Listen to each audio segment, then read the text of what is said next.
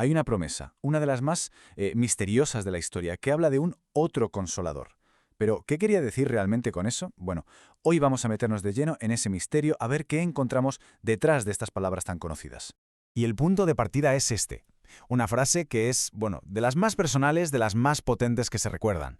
Justo antes de su partida, Jesús les promete a los suyos que no se van a quedar solos. Esta idea es, digamos, el núcleo de todo lo que vamos a analizar.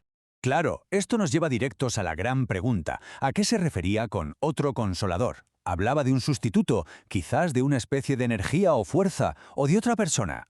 Esa es la incógnita que intentaremos despejar, tirando del hilo que nos deja el propio texto.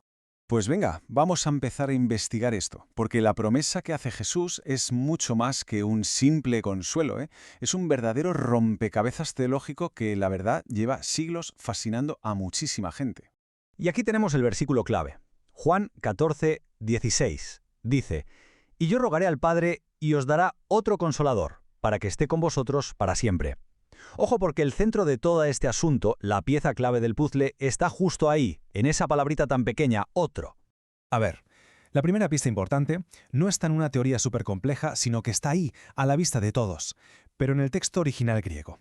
Es que a veces, ya se sabe, los grandes misterios se esconden en los detalles más pequeños. Tal cual.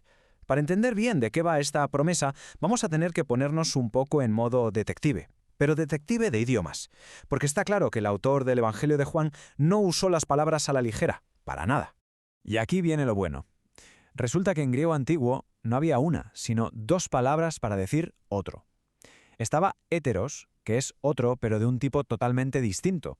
Y luego estaba aios, que significa otro, pero de la misma clase, de la misma naturaleza.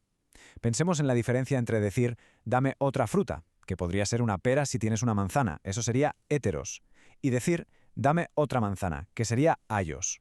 Y aquí está el momentazo. El texto no usa héteros, usa aios. ¿Qué quiere decir esto? Pues que Jesús no estaba prometiendo un reemplazo a alguien distinto. No, estaba hablando de alguien exactamente como él, de su misma esencia. O sea, no es un plan B, es literalmente la continuación del plan A. Claro, y la implicación de esto es tremenda, porque si el Espíritu Santo va a ser otro paráclito, un alios parácletos, significa que el propio Jesús es el primer paráclito. Y de hecho, si vamos a la primera carta de Juan, se le llama así. Así que la conclusión es clara. El Espíritu no llega para sustituirle, llega para prolongar, para continuar su misma presencia. Vale, ya tenemos la primera pieza del puzzle. Pero ahora vamos a la segunda palabra, consolador. ¿Qué significa exactamente? Porque, y esto es importante, la traducción consolador, aunque es la que más hemos oído, se queda bastante corta. Vamos a ver por qué. En griego la palabra es parácletos, y su significado literal es mucho más activo, mucho más potente que simplemente dar ánimos. Significa literalmente alguien que es llamado para estar al lado de otro, como un aliado, un defensor que lucha contigo, codo con codo. De hecho, la palabra abarca un montón de roles. Un paráclitos podía ser un abogado, un defensor en un juicio, también un intercesor, alguien que habla por ti, un consejero que te guía, un ayudador cuando las cosas se ponen feas y, sobre todo, un compañero fiel. No es una figura pasiva, para nada, es todo poder, acción y presencia. Bueno, ahora que ya tenemos más claro qué significan las palabras clave, vamos a ponerlas en su contexto histórico, porque esta idea del paráclito en el siglo I no era solo algo nuevo, era totalmente revolucionaria. No hay que olvidar que Jesús y sus discípulos eran judíos. La idea que tenían del Espíritu de Dios venía de siglos y siglos de tradición. Así que para darnos cuenta de lo rompedor que fue el Evangelio de Juan, tenemos que ver qué ideas existían antes y cómo las transforma. Y esta tabla lo resume genial. A ver, en el judaísmo de la época, el Espíritu se entendía más bien como una fuerza, un poder de Dios, algo impersonal que actuaba en momentos puntuales y luego se iba. Pero lo que presenta Juan es radicalmente distinto. Habla de una persona divina, otro, igual que Jesús, que viene para quedarse para siempre. Y su función no es solo inspirar, sino enseñar, recordar, guiar, defender. Es un cambio de mentalidad absoluto.